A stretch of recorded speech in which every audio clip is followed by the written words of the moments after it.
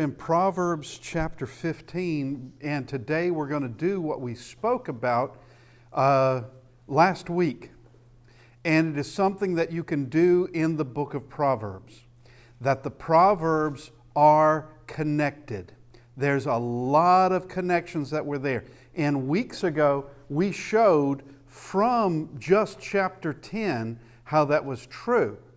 And of course, the chapters are divided by men. Men did the chapter divisions, and so you could pretty much understand that any connections would be beyond just chapter headings, but would be beyond something in chapter 10 may very well be connected to something in chapter 30.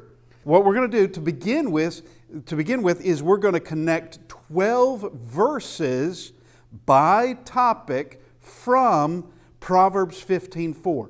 Now that particular proverb is where we left off last week, and that's why I chose it, because I was thinking I'll do one at random, and thought, well, how am I going to randomize that? I mean, you could. I thought about asking for suggestions, but I would get too many suggestions, and I'd have to weed out, and somebody would think, why didn't he take my suggestion?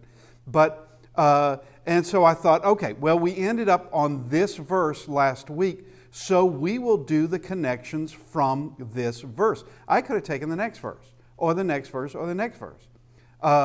As long as it is a proverb, you can do it. I am convinced you can do it. And there are other challenges I would like to do, but I need to be able to accomplish them before I start advertising them. But this is just to connect from this verse, Proverbs 15:4, 12 other verses on the same topic. And that is speech, words, mouth, tongue, or influence. And you're going to say, well, that's 5 words to me. It is, but it's the same topic. Influence is the same topic as the tongue, or the mouth, or speech, or words. And so this is how we're going to start. Now, back a number of weeks ago, we did this. This is from chapter 10. We showed how things were connected in chapter 10. This would be showing the particular proverbs that were on gain and want, just from there. Then we showed the other subjects that were covered in that chapter, and then how everything overlapped. And there's a lot of overlap if you can make that out on the wall. There's an awful lot of overlap that is here. But we're not going to do this. We limited that to just one chapter. We're not limited to that, and it would be impossible for me to illustrate like this through the entire book of Proverbs and you make any sense out of it. It would just be entirely too small.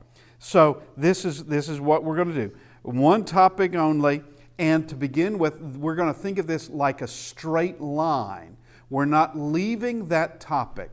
We're going on a straight line, but while we're traveling on that straight line, there are other things being introduced, so that you don't really have two parables that are identical. And while that is the case, there are some that are almost, some exactly word for word, some that are almost word for word.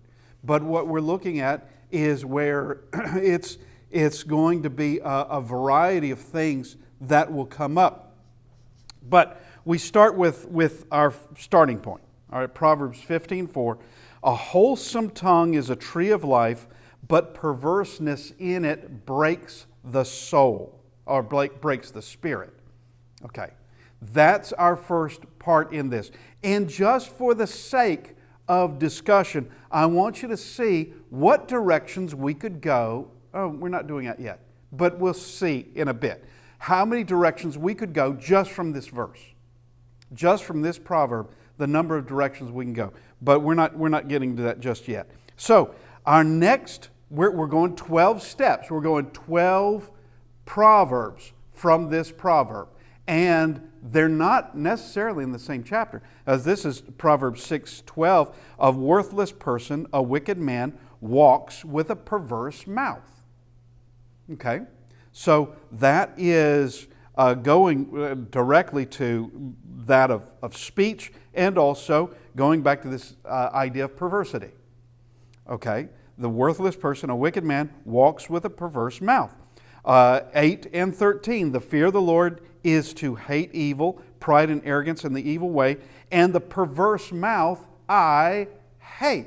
So there are things we're being taught in this, that as we go down what I call a straight line, as we're going in this, more things are being added to it as we go. This is the way Proverbs is teaching us.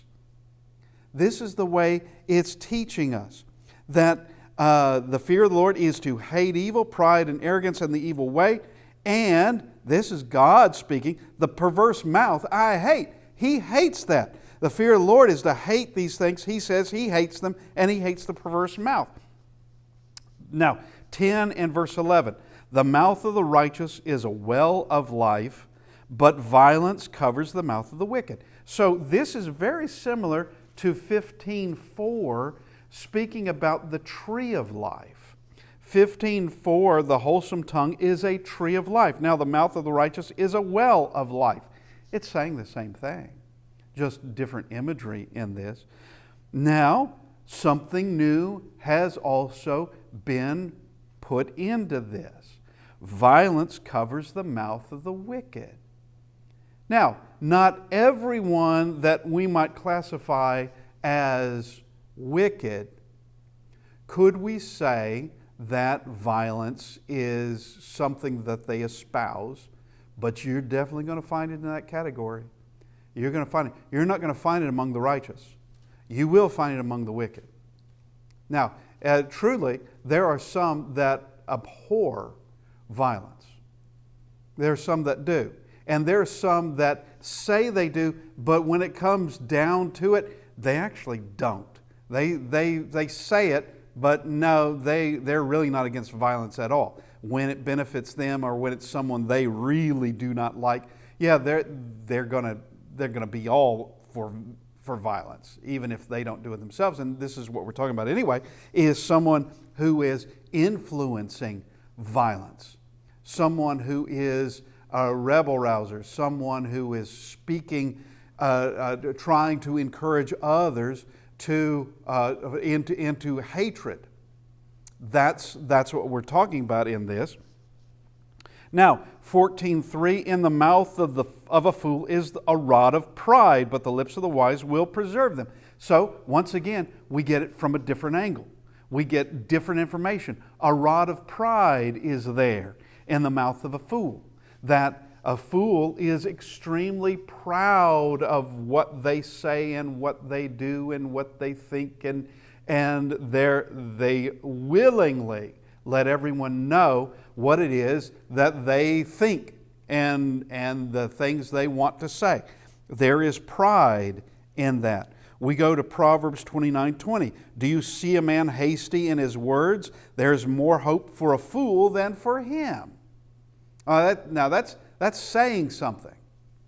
That's saying something. Someone that is just knee-jerk reaction, or someone that just immediately explodes in some sort of rant, or just comes to wrong conclusions, or just immediately has to speak out against something without any kind of consideration of it, of what is the situation. What is the situation? And here's a man hasty in his words. He's going to make rash decisions. And he's going to say things in a rather rash way. As we talked about not too long ago about a loose cannon and what that meant. We were talking about that cannons on ships had to be tied down for various reasons, for very good reasons. One, unlike land, ships move and they rock back and forth. Well, if they're rocking back and forth and you have a cannon that is not tied down, it's going to begin to roll around and that's going to kill somebody. Or when it's fired, it's just going to, the recoil of it's going to send it to the other side of the deck. That's no good. Well, this is a man hasty in his words. Now we come to 14:5. A faithful witness does not lie, but a false witness will utter lies. All right, and we spoke about this. We talked about this. That's all you're going to get. Proverbs 6:19, a false witness speaks lies, and one who sows discord among brethren. Yep, that's going to happen. Someone who's just telling lies for the sake of sowing discord. And God says that's one of the things that's an abomination to Him, is a false witness and one who divides brethren. That is something He hates. And a false witness is going to be doing that very thing of sowing discord. Proverbs 19:5, a false witness will not go unpunished, and he who speaks lies will not escape. Okay. Now we need to understand some things about the book of Proverbs and about Proverbs themselves. It may not be limited to just justice that happens on this earth. Matter of fact, it may not even be concerning itself much with justice on this earth. Something like this, we can understand justice will be done. That a false witness will not go unpunished. Maybe in this lifetime? Yeah, maybe.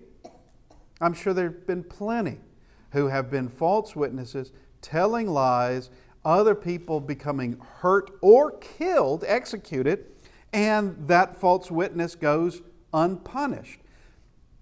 Such as those men who lied about the Christ. Were they punished in this lifetime? I'm not sure that they were. I don't know that they were punished in this lifetime. Will they be punished? If they do not turn to Christ, will they be punished eventually? Yeah, of course they will.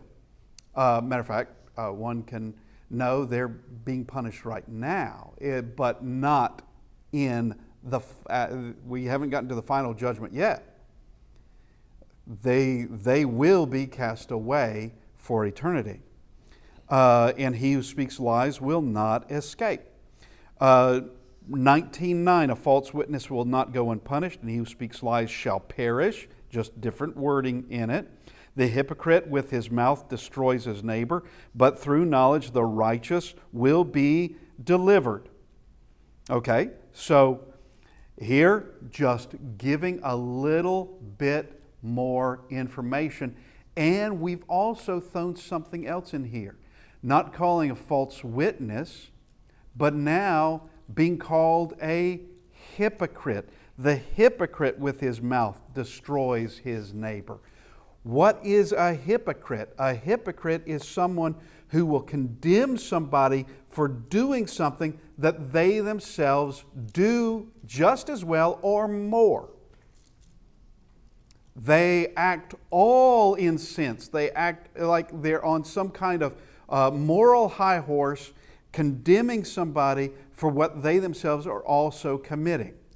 They're also doing that very thing, or more so. The hypocrite destroys his neighbor, and he does it with words. But through knowledge the righteous will be delivered. That is how the righteous are among the righteous, because of the knowledge that they have and that they follow. All right, Proverbs 29:8, scoffers set a city aflame, but wise men turn away wrath. Well, what do scoffers do? The word scoffer is not another word for arsonist. It's not like arsonists set the city aflame. It's scoffers set the city aflame. Well, what's a scoffer? That is someone, it's by their words, that they are mocking, scoffing at something and riling people up. Because of them, the city is set on fire, but men turn away wrath. Wise men turn away wrath. Scoffer's going to make it worse. Wise men can settle it down, provided people will listen to the wise men. Now, here, in all this straight line, we come to a solution. In all this straight line, I just saved this one for the last. Because there is a solution in all of this. That is, cast the scoffer and contention will leave. Yes, strife and reproach will cease. There's your problem. Your problem is that you have a false witness, or you have someone who's just lying, or you have a hypocrite, you have a scoffer. Someone, if you take that person out, things will get calm. Things will be better. You take them out and anybody else that's like them, and they will be better. All right? Now, it wasn't too long ago I talked about Charles Manson, I think, in here. I think it was. And the thing with Charles Manson is that he manipulated people. He had followers. He manipulated them. And actually, he was doing that when he was a boy. There was a thing where he was angry at some other boy at school, and somehow Charles Manson convinced a group of girls to go beat up that boy. And they did. Now, they all got in trouble, including him. And his defense was, I didn't touch that boy. Those girls did what they wanted to do. He didn't kill Sharon Tate. And he also didn't beat up that boy in elementary school. He didn't do that either.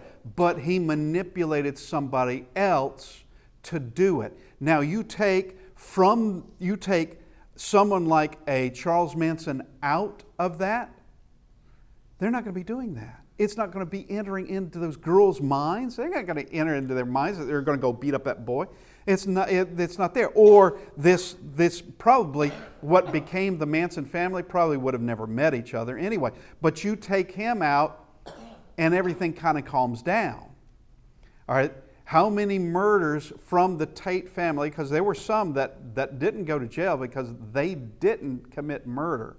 How many of the Manson family continued to murder after Charles Manson went to prison? I don't think there was any.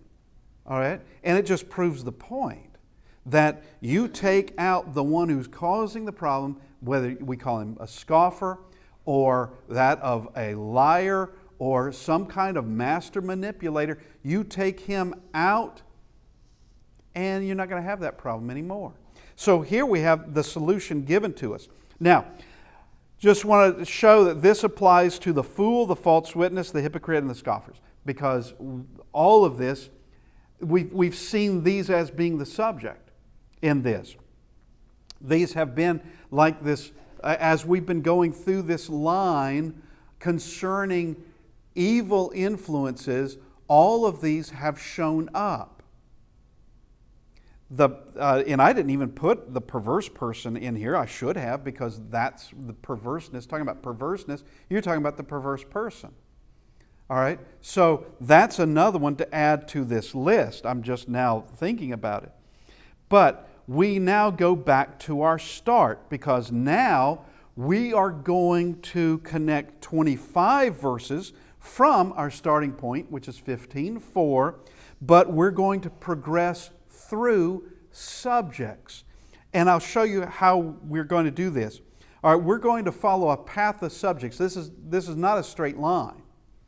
This is not a straight line at all. But each proverb will relate to the next one in one way or another. And I don't expect you to read, the fine in all this. It's not necessary. I just want you to see that we're kind of doing a zigzag pattern, that we're not going in a straight line anymore. We're not keeping on the same subject, but each proverb will relate to the next one that we're putting up here. And you could do this all day long. All right, matter of fact, you could do it for the entire year, and you could still keep doing it, showing the connections, because there's a lot of connections. And this is what I was referencing earlier. All right, Proverbs 15:4. A wholesome tongue is a tree of life, but perverseness in it breaks the spirit. That's our starting point. But here are the directions we could go from it. These are the subjects we could follow. We could follow the tongue and speech, and we've already done that, and influence. We've already followed that. But we could also go to what is beneficial, because that would be like wholesomeness. We could go to what gives life, that would be tree of life. We can go to perversity, and we can go to that which gives harm, that which harms, which breaks the spirit. We could go in any of these directions and then look for the next proverb that goes along with that. And we can find them. It's easy. We can find them. So from just this one, we can go at least 5 directions, and someone could take more time and say, oh, well, I found another, or I found 10 more. Okay, that's good. But I just want to show that we can go from here and we can go 5 different directions, just easily. But we're going to choose one, and then from the next one choose another, and from the next proverb choose another direction that of a list that we could have. Okay, so here's our starting point. A wholesome tongue is a tree of life, but perverseness in it breaks the spirit. So we go to there, Proverbs 16:13. Righteous lips are the delight of kings, and they love him who speaks what is right. So we have kings being brought up in this now. All right, and righteous lips, so that's going really with speech still. So we are continuing in a kind of a direct line like we did last time. Didn't include this one in it because there's a lot more to include. I just stopped at 12. That's a nice number to stop at. But we go from this, Proverbs 2, 12 to 15. This is a section, okay? Because we're going to righteous lips are the delight of kings, and they love him who speaks what is right. All right, here is to deliver you from the way of evil, from the man who speaks perverse things. Okay, so we are continuing in this idea of speech. We are continuing. Once again, we didn't include this in the last one, but we are getting it. But this is a section to deliver you from the way of evil, from the man who speaks perverse things, from those who leave the paths of uprightness to walk in the ways of darkness. And yeah, this statement is in the book of Proverbs, these aren't proverbs. This is not a proverb. This is statements. This is in the beginning of the book, where it's this the Father speaking to the Son. From those who leave the path of uprightness to walk in the ways of darkness, who rejoice in doing evil and delight in the perversity of the wicked, whose ways are crooked and who are devious in their paths. So we're getting more into this. More. And we have deviated off of a proverb. Yes, we have. But this is a section that speaks about the very thing, it's still in Proverbs, that speaks about the very thing that we came across. Okay, now we go to Proverbs 3:32. For the perverse person is an abomination to the Lord, and his secret counsel is with the upright. This is a beautiful proverb. And coming up very soon, we're going to be looking at this, but not in this class. Very soon, we're going to be looking at this. For the perverse person is an abomination to the Lord, but his, that's God's, secret counsel is with the upright. They receive something that the perverse person does not receive because the perverse person doesn't want it. All right. If I were able to give all of you a Mercedes-Benz, which I'm not, if I were able to give every one of you a Mercedes-Benz and just said, if you want a Mercedes-Benz, come see me, I'll give you the keys to a new one. All right, the only thing in between you and getting that Mercedes-Benz would be who? Be you. Yeah, that'd be you, whether you wanted it or not. All right, God offers us something far greater than that. But it's not materialistic. It's far greater than that. It's spiritual. And it is peace, and it is separating ourselves from the rest of the world, separating, not as hermits, separating ourselves from sins that we have committed, from the influence of the world and what the world loves. We get away from that, and there is a great blessing that is there, and there is something that is marvelous that is there, which leads to eternal life. It's all connected. Now, the ways of life are given by God. He gives them to everyone, but the only thing in between God and the individual is the individual. Anyone can follow God. It's a matter of will. Anyone can. No one is incapable. No one is a point of where it's not offered to them. It's offered to everyone.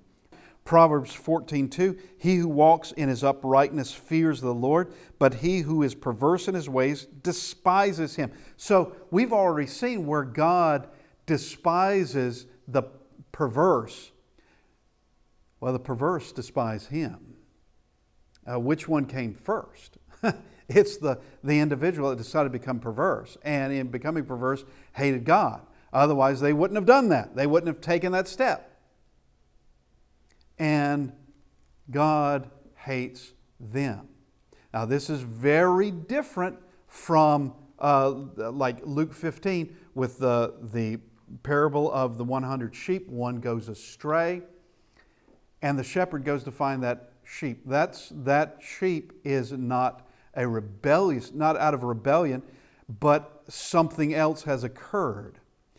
Being led astray, perhaps, that of backsliding, perhaps, but it's not a matter of rebellion. Same thing with the next parable down, which is the parable of the 10 coins.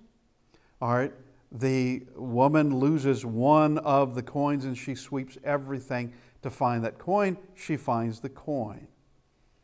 But when we're talking about someone who is perverse, we're talking about someone who they do not want to be in the presence of God. They don't want to be reminded of God. They want nothing to do with Him whatsoever. And it is a mutual despising. Proverbs 1:7, the fear of the Lord is the beginning of knowledge, but fools despise wisdom and instruction. This goes right to the perverse person despises God. The fools despise wisdom and instruction. It all goes together in this. Proverbs 14:9, fools mock at sin, but among the upright there is favor. So it's just a mockery. Sin is nothing to this person. Sin is the idea of right and wrong is something to be mocked, while they very well recognize in everyday life when someone has done them good or when someone has done them wrong. They know it, while also denying such could ever be the case. They know it.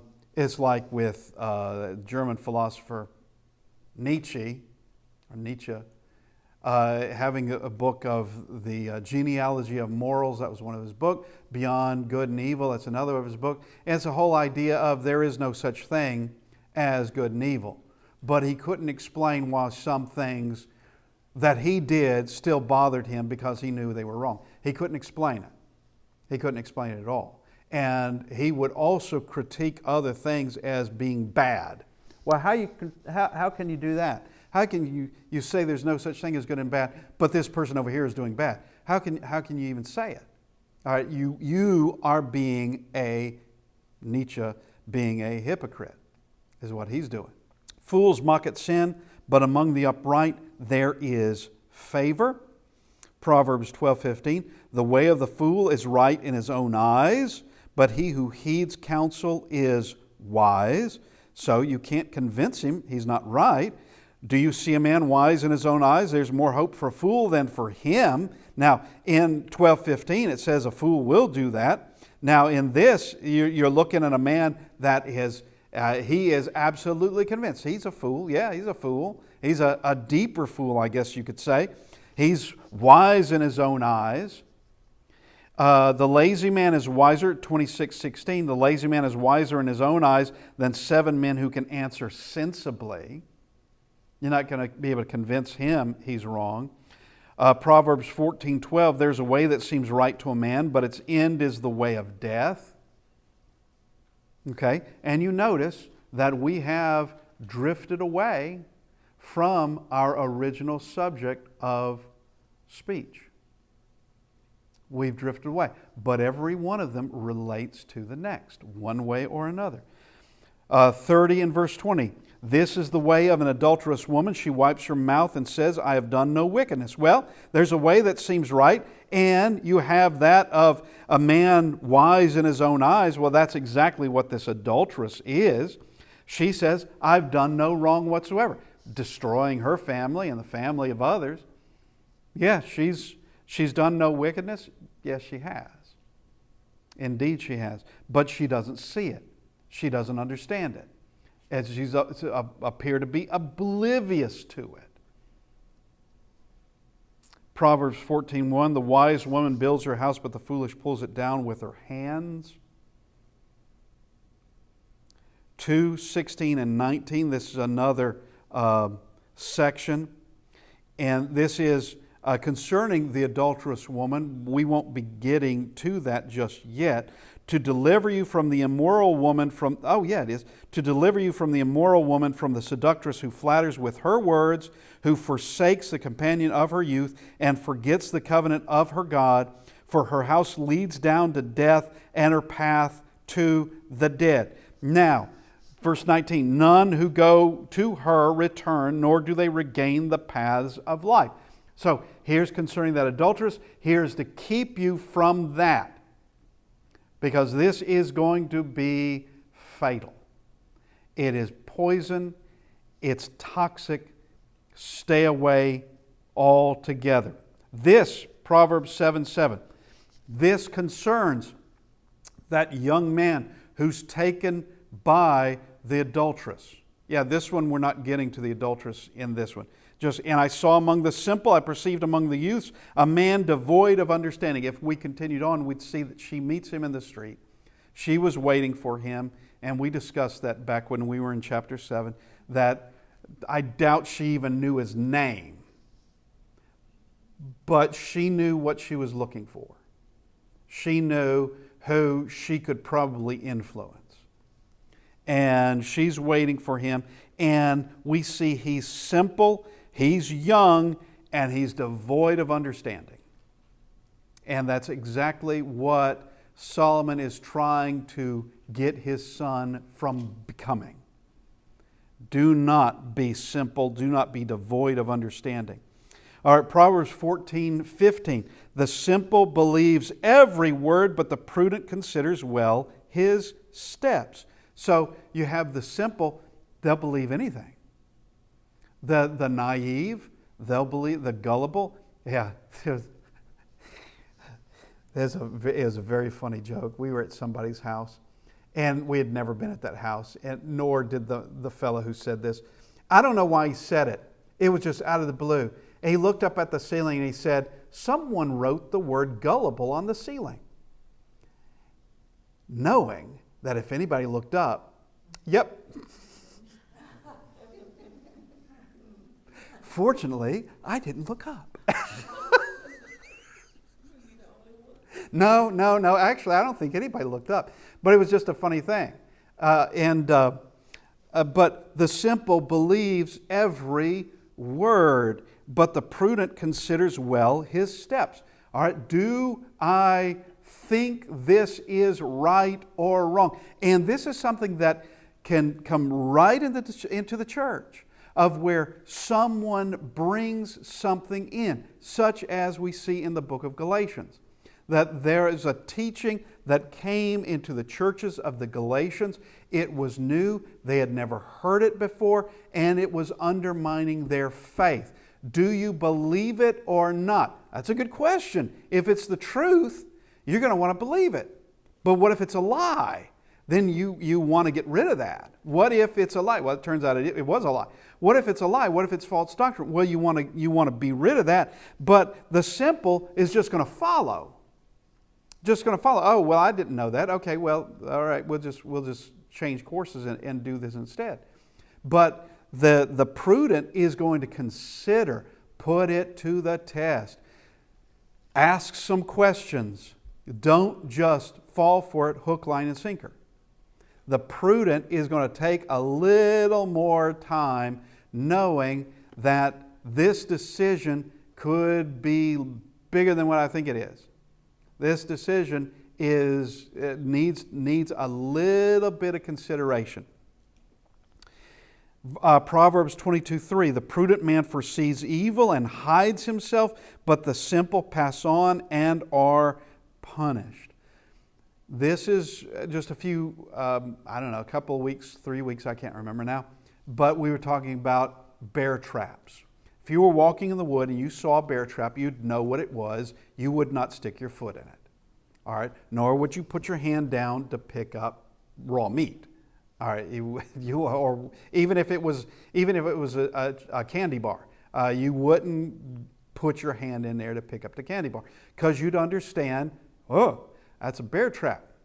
All right, that's not good, and so you leave it alone. Well, a prudent man foresees such things, sees those traps where someone who is simple, someone who is naive, they have not been taught, or they've not wanted any teaching whatsoever. They've not wanted it. They've rejected it. What do? It says they pass on and are punished. Yeah, you went right into that trap that was set for somebody, and you fell for it. Satan put it there for a reason. He put it there for somebody, and the simple saw it, and yeah, it did attract them, and now they're being punished for it. Proverbs 27:12, a prudent man foresees evil and wait a minute. This is one of those repeats. Yeah, I'm sorry. 27:12, a prudent man foresees evil and hides himself. The simple pass on and are punished. 14:18, the simple inherit folly, but the prudent are crowned with knowledge. All right, what's the reward for the simple? It's just folly. That's it. It's nothing that's going to be of any use. It's shallow at best. It's nothing, usually. You didn't get what you thought. It's just folly is all it is. But the prudent are crowned with knowledge. What did the prudent get? More knowledge. That's what they got. More wisdom. Seeing things now from a different angle because they were prudent and cautious and didn't just go running into, just impulsive. That's a bad thing. But crowned with knowledge. Proverbs 19:14, houses and riches are an inheritance from fathers, but a prudent wife is from the Lord. Okay, so here we go through all the 25. But we're going to review our 12 verses first, because I want you to see all of this came from one verse, 15:4. We did two things, 12 going in a straight line, and then 25 of where it led us, going from one subject to another, but each one was related to the other. But I want you to see what we gained and what was being taught through both of these exercises. Okay, so here's our verse, a wholesome tongue is a tree of life, but perverseness in it breaks the spirit. We limited our subject the first time to just speech and words, okay? But in this we see the worthless person, the wicked, the proud, the arrogant, the perverted person, the righteous, the wicked, fools, the wise, faithful witness, false witness, hypocrite, scoffer. All right, in the 25 verses, from this verse, we see our subjects are speech, perversity, what God hates, those who hate God, fear the Lord, the imperception of fools, and that literally means selective awareness. That's that naivete. That's that being simple, the imperception of fools, that they just don't, they're not looking. Arrogance, humility, adultery, death, gullibility, sin leads to death, perception of the prudent, guidance, counsel and advice, gift from God. All of this being taught through those verses. And here are more people we came across. The perverse person, kings, fools, the upright, the wise, the lazy, the adulteress, wise woman, the simple, the prudent wife. All of these, and did I put, no, I combine them all. So we have, as the way I count it, 21 different sorts of people. Some of them are getting specific, such as the wise and the wise woman, or the prudent and the prudent wife. But these are the different people. We could think of them as types of people, of where they are currently. Because anybody can change. A fool can change to someone who's now going to be prudent, someone who's now going to be more cautious, someone who has learned a few lessons, they learned, and now they're heading toward wisdom. And someone who, relatively wise, seem to be pretty mature. Now something happened in their life, they let go, and now they're behaving. And you've all seen them of someone doing something today they would never have done 10 years ago or 5 years ago, saying things, doing things. They're sinking, and whereas they had been stronger earlier. But here are our connections in Proverbs. This is just this demonstration, and we literally could do this for the rest of the year. Now we're not. We could literally do that. Because I showed you from 15 verse 4, just from that one, we had 5 possible paths we could take. And from any of those paths, it would have taken us to different proverbs. Any one of those paths would have done it. But and it would just be endless, actually. But this is the way the book teaches, because it's showing you from different angles, changing the words, changing the person, changing a little bit of this and that, but it's showing you a deeper principle in this. Go further and further and further. And when this book starts off, saying that a wise man,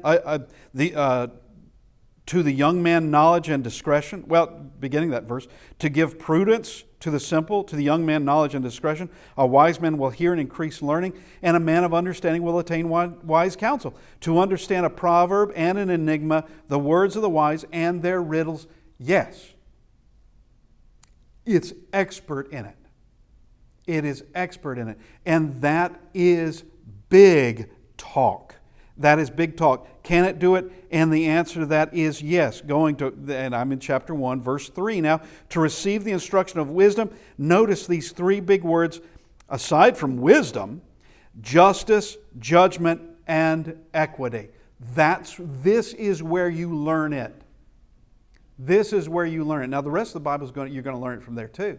But this is going to be a different way in which to learn. Of course, everything is going to have to be directed by other proverbs, also by an understanding of just the examples we've been given in the Bible. Well, we managed to get through it. I didn't think that we would. And so next week we will continue in 15 verse 5 and continue through the chapter. And this is something that I had wanted to do, and glad we were able to do it. And I want to thank everybody for being with us.